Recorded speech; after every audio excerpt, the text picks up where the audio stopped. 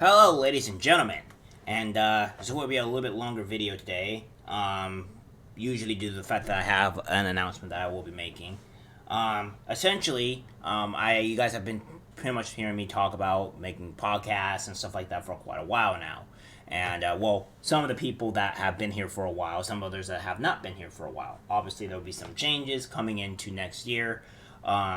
So expect a few changes a little bit with the channel, not too much necessarily. I would say with the name change or anything, but a little bit with branding and stuff like that. On top of that, as well, I will be starting my podcast sometime of early next year. So you guys can also look forward to that. If people want to join me in, or possibly join the podcast or what have you, or have guests, because we'll also try to be getting guests as well. We'll try to maybe do some fan call-ins, maybe potentially, mostly just due to the fact that try to get rolling. And as I said before, there will be two types of podcasts. There will be a podcast that will be mostly related to politics, and then there will be a podcast that's normally just a chill podcast to where people are just coming down and chill and we talk, have fun, and stuff like that. I will try to be streaming to Rumble and I guess you could say YouTube as well, which will be a little bit difficult to do because I may have to. We'll have to see like the monetary value with that type of stuff as well, because I have to see where that's going. But that is going to be like the plan, I would say, for next year coming forth. So hopefully you guys are excited for that.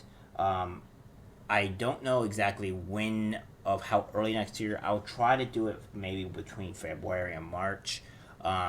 January will be a little bit rough. I still need to search for people for those said podcasts. So, yeah, that all that great stuff will be coming up shortly. With the next few months, I would say. So, yeah, hopefully you guys are excited for that and all that great news. So yeah, without further ado, I'll get directly into the actual article at hand, which will be Elon Musk really taking the W. Now, I understand that you guys see him. I'm seeming to be milking Elon Musk and all that stuff and all that, which I kind of am, in a sense, I will agree. But also at the same time, Elon Musk is just being incorporated into a lot of things, and we kind of have to talk about it because right now he is part of the culture war. He is part of what's trying to solve a lot of the problems that we have in our society.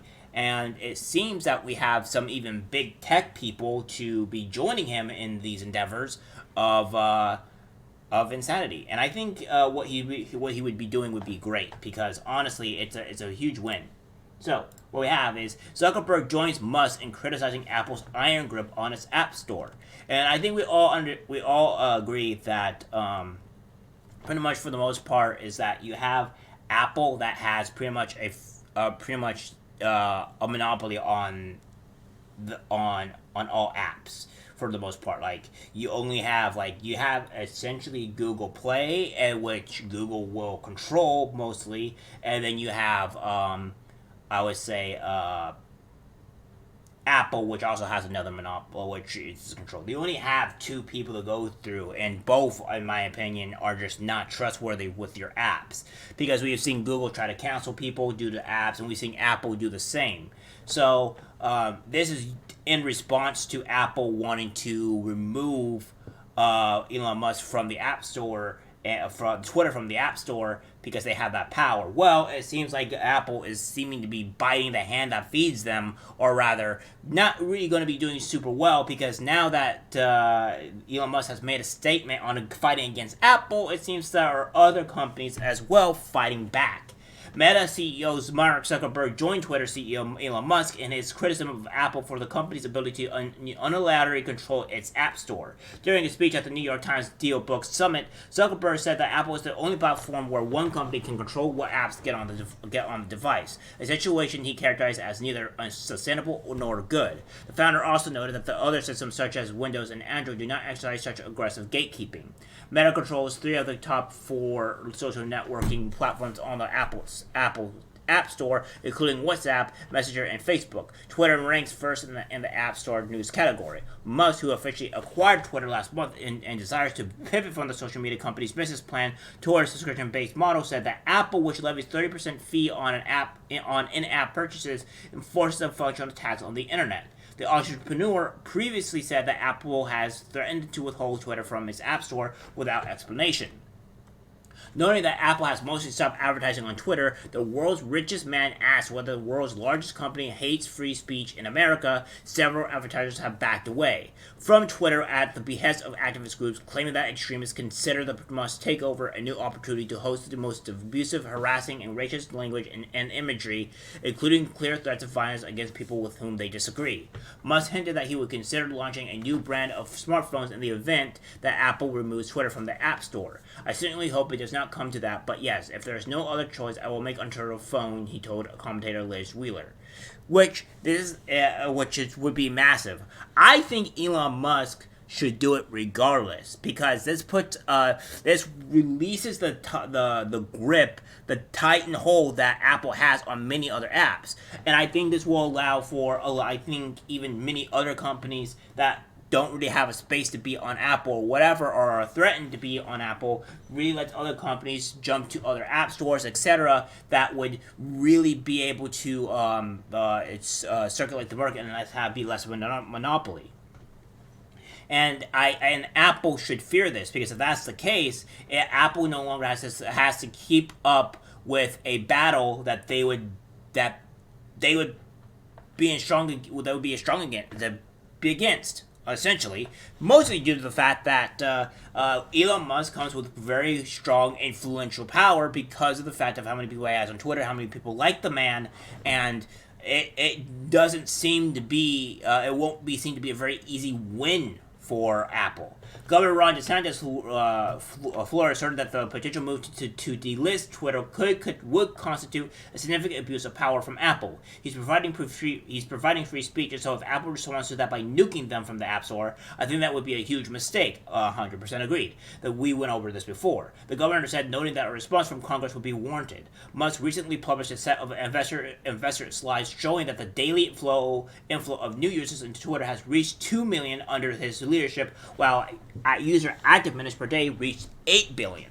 The company now has more than 250 million multipliers with daily active users, with all three metrics surpassing previous company records. According to a report from left-wing organization Media Matters, one of the groups that signed the letter asking advertisers to sever their relationships with Twitter, as many as 50 of the largest 100 advertisers on the platform have either announced or seemingly stopped their campaigns. The world's richest man initially told advertisers that he required Twitter in order to foster free speech, and noted in the slides that purported hate speech impressions have dwindled under his watch. The hesitant advertisers, however, have spent $2 billion on the platform over the past 2 years, dealing a silent blow to the company's bottom line. Twitter has had a massive drop in revenue due to activist groups pressuring advertisers, even though nothing has changed with content moderation, and we did everything we could to appease the activists. Musk confirmed earlier this month. Extremely messed up. They're trying to destroy free speech in America. With 100% that they're trying to do that. And I think even Zuckerberg, honestly, even though Zuckerberg has a decent take in this, I think Zuckerberg is also part of the reason too. I don't think Zuckerberg could really be trusted. But I do agree that Apple has too much control over the app stores, and I think that Musk coming in and tackling the app store giant would do a pretty sizable blow to them, because then they have to compete. And Apple, I don't think Apple is making too much great stuff as of recent. We have now that Spotify joins Elon Musk's attack on Apple over its App Store and for giving itself every advantage while stifling competition, as T-Twit posts then deletes meme that he's willing to go to war with company.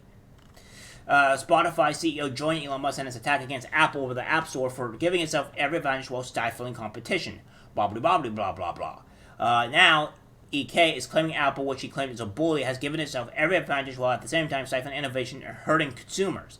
Apple acts in a self-interest but also doesn't seem to care about the law or courts, he wrote on Twitter, highlighting a March 8th tweet from the Coalition for App Fairness, which stated Apple did not comply with Dutch antitrust orders.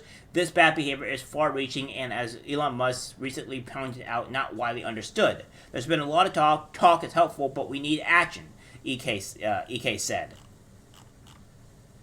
Apple said earlier this week that the commission gets help to fund reviews of apps to ensure consumers are not exposed to fraud, pornography, or privacy intrusion. The company has also said that having apps purchased through its systems has helped Spotify and other apps succeed in the market. However, Congress is still considering adding a law that can ban the tech company from forcing apps to use its payment system, according to the New York Times. So, yeah, I think that Apple is pretty much not looking like they're winning too much. It seems like Apple is losing for the most part, and it doesn't seem like it's going all that great. So, I mean, at the end of the day, I think Apple should be careful, because if they do end up banning Elon Musk from their app store, I think that would just make them lose profits in the long run. I have a Samsung phone, and I don't necessarily use their app store, but I think that if Elon Musk makes a new phone and makes a new app store along with that, I think that would have a massive massively helpful for the community, or not the community, but for, I would say, America in general around the world. And I also think that it would also bring very, very strong competition if the phones are actively really good to do so. And I think it's not really that difficult to make a phone that does exactly what Apple does. It's pretty much what I would call the brain dead phone, to where anybody can really use it. And I think that's the reason why most people use the Apple phone to begin with. The phone is just meant for brain dead people that don't know how to use anything else. So, I mean, there you have it. So if Elon Musk can make a similar phone that can be brain dead and cater to the people and be more free speech, I think that phone will do very, very, very well. Alright guys, that's it for the video. Like, subscribe, share, and as always, take care.